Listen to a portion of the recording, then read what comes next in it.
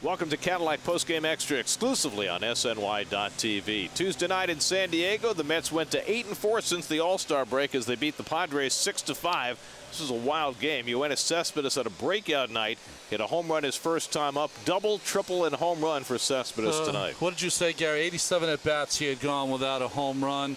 It's nice to see him break out. Hey, listen, if the Mets are going to make a run at this at all, it's going to be because Cespedes has a last 2 months like you dream about. So it's a nice start for him. First of all, when the ball landed, Granny wasn't sure if it was fair or foul, so he picked up and you know, when we sent him, I picked up Cess, and he was coming to third, and I thought they had a play, which they did on him. And then the overthrow, the left fielder did a great job backing up. You got to make it fun, and that's a great way to do it, especially when one that can go our way. And Cess was able to continue to keep rolling. Maybe a little bit too much. He had to come out of the game, but he should hopefully be good and ready to roll tomorrow. Curtis Granderson got a rare start. Conforto the day off, and Curtis ended a 0-for-22 slump with a couple of hits and a walk, scored a couple of runs. Every day coming in, I'm always looking, you know, with the idea that I'm either going to start or get into the ball game.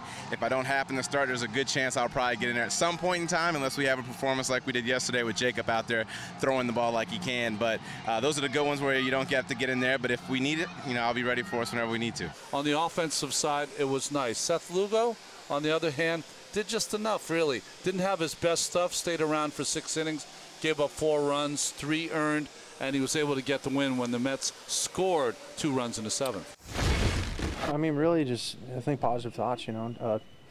Just keep trying to execute pitches and you know, keep my composure. I think that was the biggest thing tonight was, you know, I got a little mad out there, but stayed calm and focused on the next pitch.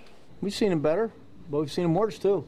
So he was okay, kept us in the game, which you know, he always does, seems like. Paul Sewald, 2 perfect innings in relief, and then things for the second straight night got hairy for Addison Reed in the 9th, but he got some fine defense played behind him. You know, I was thinking about Addison Reed after last night's ball game. You know, every pitcher or player reacts in a different way when they're on the trading block this late in July, and I'm sure he's pitching with a heavy heart and a lot more pressure than usual, but still he was able to get through the game, and the Mets with a couple of wins to start this West Coast trip. TJ Rivera and Asdrubal Cabrera helping him out with the defense, so the Mets will try to make it 3 straight in San Diego on Wednesday night with Steven Matz on the mound. Our coverage begins at 9 o'clock with Cadillac First Pitch on SNY. That'll do it for Cadillac Postgame Extra. Be sure to join us after every game for exclusive coverage on SNY.TV.